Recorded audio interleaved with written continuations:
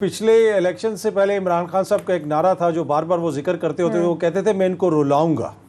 अब उन्होंने इनको तकलीफ पहुंचाई। अब उन्होंने रुलाया या नहीं रुलाया, अब वो ये कहते हैं कि मैं इनसे जबरदस्ती इलेक्शन करवाऊंगा।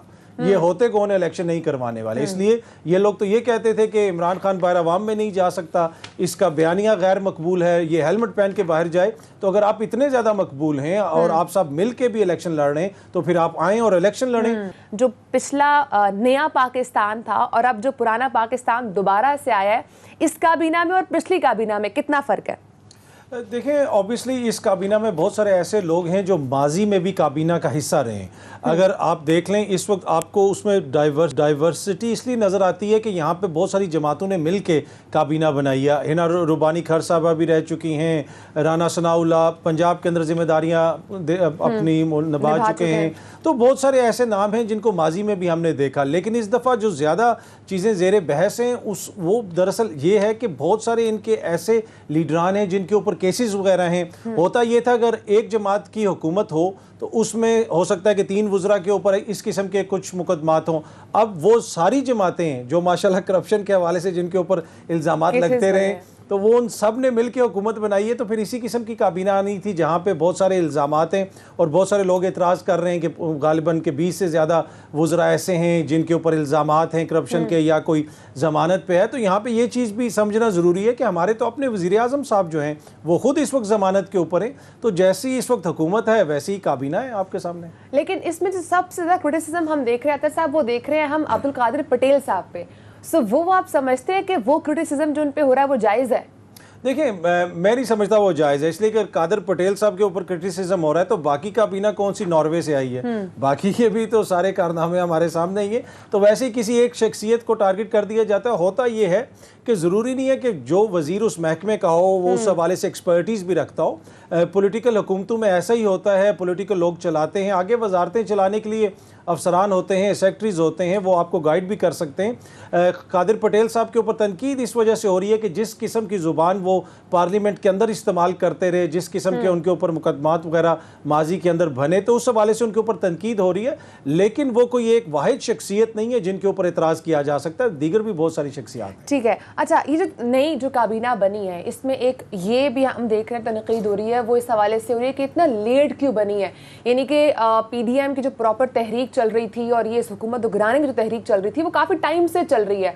और उसके साथ साथ हमने ये भी देखा कि जब तहरीक अदम एतमाद आई तब भी बहुत सारी चीज़ें क्लियर हो गई। तो क्या होमवर्क नहीं था PDM का कि अगर हम आगे जाके हुकूमत बनाते हैं तो हम नई काबीना में आएगा कौन और हलफ कौन कौन ले रहा होगा?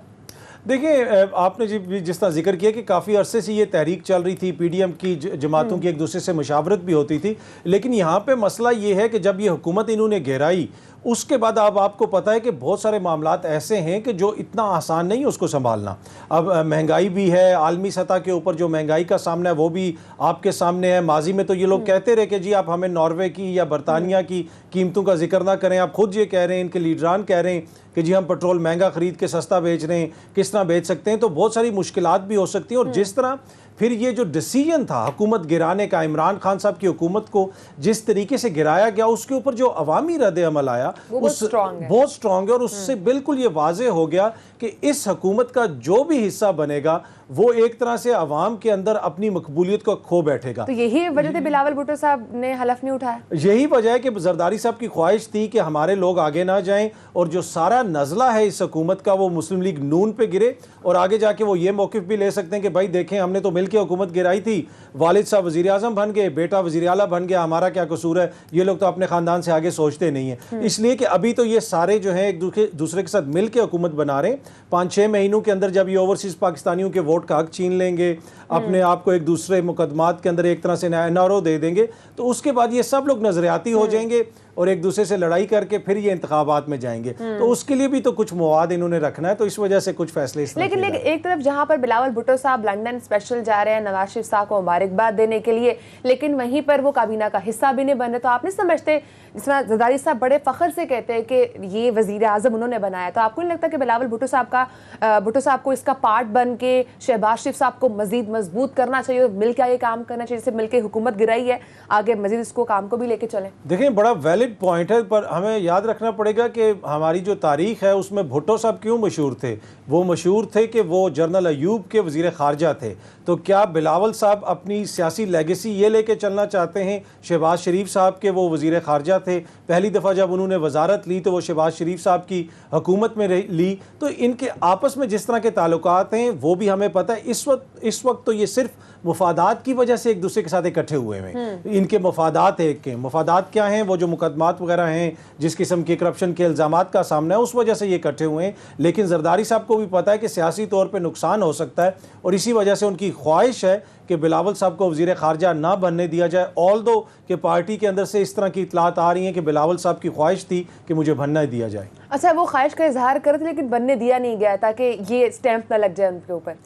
जी, लगता है ऐसा ही है। ठीक है, ठीक है। अच्छा, आपको क्या लगता है अतर के ये जो प्रॉपर अभी काबीना चले, मुख्तलिफ पार्टीज़ की बेस पर एक काबीना तो बनी है, ये कितनी मुअस्सर साबित हो सकते हैं? कितने टाइम ड्यूरेशन तक ये चल सकती है? क्योंकि आगे मुख्तलिफ फैसले आएंगे, फिर नज़रिया मुख्तलिफ होगा, फिर एक मुत्तफ़िका राय के साथ एक चीज़ों को आगे लेके चलना कितना डिफ़िकल्ट हो सकता है? देखिए, इत्तेहादियों के साथ कोई भी हुकूमत हो उसको चलाना काफ़ी मुश्किल होता है। इमरान खान साहब के दौरे हुकूमत में भी हमने देख लिया कि आए रोज़ कभी MQM को मसला हो जाता था, कभी किसी दूसरी जमात को मसला हो जाता था। वो वजारतों के मज़े भी ले रहे थे, जिस तरह तारिक बशीर चीमा साहब माशाल्लाह वज़ीर भी थे, रोज़ वो इमरान खान साहब के खिलाफ बयान भी दे देते थे। तो इत्तेहादियों को लेके साथ चलना आसान नहीं होता। और MQM ने तो पहले दिन ही, जिस दिन शहबाज शरीफ साहब ने तकरीर की पार्लियामान के अंदर, उसी दिन MQM की जानिब से तहफ़्फ़ुज़ात का इज़हार हो गया। तो इतना आसान नहीं होगा। लेकिन मसला ये है कि जिन लोगों ने इनको इकट्ठा करके हुकूमत बनाई है वो 6-7 महीने चलवा भी लेंगे। ठीक है। और अभी चूंकि आपने बात की है कि नई हुकूमत में जो इत्तेहादी शामिल हैं तो वो मुश्किल हो जाएगा हुकूमत चलाना, तो भी आप क्या समझते हैं इख्तलाफात मज़ीद आगे और भी बढ़ेंगे? और ये वैसे मेनली क्या ऐसी चीज़ें हो सकती हैं? कानून साजी हो सकती है जिस पे अमूमन इशू बन रहा होगा, या वैसे ओवरऑल जो फैसले होंगे उन पे इशूज़ बन रहे होंगे? देखिए, इन लोगों का इस वक्त जो सबसे बड़ा मसला है, इनका मसला है इमरान खान। इनको इमरान खान से आगे कुछ नज़र नहीं आ रहा। इनको ये पता है कि अगर ये शख्स सिस्टम के अंदर रहा, ये हुकूमत में रहा, तो हमारे ऊपर जिस किस्म के केसेस हैं, जिस किस्म के मुकदमात हैं, तो आगे जाके हमारे लिए मुश्किलात हो सकती हैं। तो इस वक्त इनको अपने इख्तलाफात उस तरह नज़र नहीं आएंगे। इनको वो ख़तरा नज़र आ रहा है जो दूसरी तरफ है। तो जिस तरह मैंने पहले भी कहा कि कुछ अरसा ये मिल के चलेंगे, कुछ इन्होंने कानून में चेंजेस वगैरह करनी है, ओवरसीज़ पाकिस्तानियों से वोट का हक वापस लेना है, उसके साथ EVM वगैरह को ख़त्म करना है, कुछ 2-4 चीज़ें और करेंगे, और FIA के ऊपर दबाव वगैरह डाल के जो अपने मुकदमात हैं उसमें क्या पता रिलीफ लेने की कोशिश करें। जब ये सब कुछ हो जाएगा तो उसके बाद फिर आपको इख्तलाफात सामने नजर आना शुरू होंगे, फिर ये इलेक्शंस में जाने की बात करें। अच्छा, आपने भी बात की है अतर के अगर वज़ीर आज़म इमरान खान साहब सिस्टम का पार्ट रहे तो उनके लिए मुश्किल हो जाएगा, लेकिन इमरान खान साहब तो कह रहे हैं कि हमने असेंबली से इस्तीफे दे दिए हैं और अब हम उसके बाद इसको आगे नहीं प्रोसीड करेंगे, हम इस सिस्टम का पार्ट नहीं बन सकते, ये करप्ट सिस्टम है। तो अगर सिस्टम का पार्ट इमरान खान साहब नहीं होंगे तो फिर लड़ाई किस तरह से होगी, या एक पॉलिटिकली एक जो आप नैरेटिव लेके चल रहे होते हैं एक बेस पर, तो वो किस तरह से आगे डेवलपमेंट होगी? देखिए, इमरान खान साहब इस वक्त ये समझते हैं कि मुझे अपना मुकदमा आवाम के पास लेके जाना पड़ेगा। आपको याद होगा कि जो ही तहरीक अदम एतमाद की बात हुई तो उन्होंने वज़ीर आज़म होते हुए ही अवामी राब्ता मुहिम शुरू कर दी, जल्द से जुलूस शुरू कर दिए, इसलिए कि उनको पता था कि चीज़ें किस तरफ जा रही हैं। और इस वक्त वो एक तरह से हेड स्टार्ट उन्होंने लिया हुआ है, वो अपोजिशन से आगे हैं। 3.5 साल हुकूमत भी कर ली, हुकूमत के खात्मे के बाद एक तरह से उनकी पोजीशन इस वक्त वो है जो अपोजिशन की होनी चाहिए थी। इसलिए कि जो भी शख्स हुकूमत में होता है वो गैर मकबूल होता है, बहुत सारे मसाइल होते हैं। इस हुकूमत के भी मसाइल थे, गवर्नेंस के मसाइल थे, महंगाई थी, बहुत सारी चीज़ें थी, लेकिन उसके बावजूद आज इमरान खान जिस पोजीशन में है वो बड़ी मजबूत पोजीशन है। और वो यही समझते हैं कि वो बाहर निकलेंगे, आवाम से राब्ता करेंगे और सिस्टम के ऊपर प्रेशर पड़ेगा। सिस्टम में ना रहने का ये मतलब नहीं है कि वो इस सिस्टम को तोड़ना चाहते हैं, लेकिन वो ये समझते हैं, और मेरी ज़ाती राय ये है कि अगर वो इस वक्त असेंबलियों के अंदर बैठेंगे तो ये सिस्टम उनका सियासी गला घोंट देगा। अगले इलेक्शंस में उनको 40 सीटें भी किसी ने नहीं देनी। ये जो वो बाहर निकले हैं और जो अवामी दबाव पड़ रहा है, तो मुझे ये लगता है कि क्या पता वक्त से पहले इलेक्शन हो जाए। ऑल्दो कि इस वक्त अभी ये हल्के कहते हैं, बाखबर ज़राए भी ये कहते हैं कि कम से कम 1 साल इस सेटअप को चलाना है, लेकिन इस सेटअप को चलाना मुश्किल हो जाएगा इन लोगों के लिए। सेटअप मुश्किल हो जाएगा तो क्या ये जो भी नई काबीना बनी है इसका इमरान खान साहब को फ़ायदा होगा?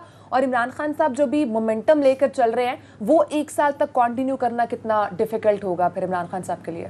देखिए, ये जो नई काबीना बनी है या फिर जो नए वज़ीर आज़म बने हैं, उनके साथ जो भी एसोसिएट कर रहा है, जिस का भी नाम, जिस हल्के का भी नाम उनके साथ जुड़ रहा है, उनको कितना फ़ायदा हो रहा है? उनको आवाम में कितनी मकबूलियत मिल रही है, वो आपके भी सामने है, मेरे भी सामने है। तो मेरे ख्याल में ओवरऑल जो सेटअप है ये, उससे आवाम को कितनी खुशी है या आवाम उस हवाले से क्या तहफ़्फ़ुज़ात रखते हैं, वो हमने हालिया अरसे में देख लिया। तो मेरे ख्याल में ये जो सारा निज़ाम आया है, एक तरह से नई हुकूमत आई है सियासी तौर पे, तो इमरान खान को यकीनन इससे फ़ायदा होगा। और एक साल वाली जो आपने बात की है कि कुछ हलकों में बात हो रही है कि इस सेटअप को हमने 1 साल तक लेकर चलना है, तो फिर 1 साल तक आवाम को बाहर रखना और ये मोमेंटम क्रिएट रखना और सिस्टम पर प्रेशर डालकर रखना कितना मुश्किल होगा इमरान खान साहब के लिए? देखिए, पिछले इलेक्शन से पहले इमरान खान साहब का एक नारा था जो बार बार वो जिक्र करते होते, वो कहते थे मैं इनको रुलाऊंगा।